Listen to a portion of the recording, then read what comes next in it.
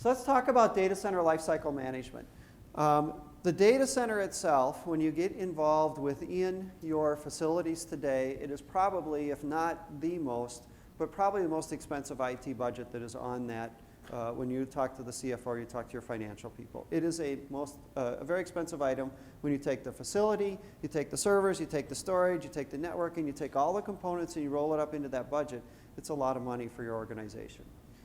So what you have is you start to look at how do I manage this from a life cycle standpoint all the way through.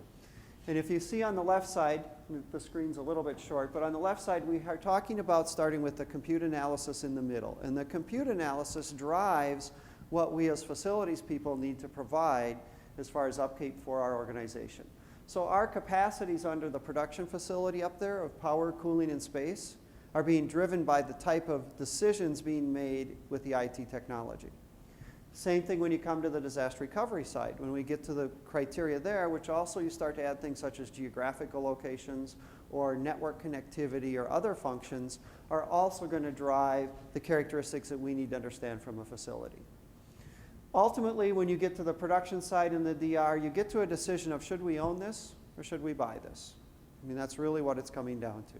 Do we build and maintain our own internal facility, or do we start to buy external options? And I would guess that if your organization has anybody looking at cloud solutions or managed services or other things, that's going to impact how you manage your facility.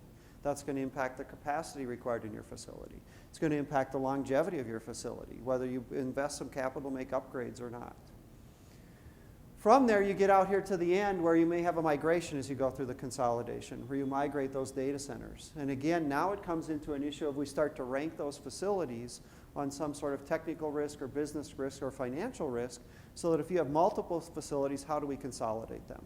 And I'll show you some charts coming up on kind of a methodology that you can use within your own organization to determine how do we consolidate these particular facilities.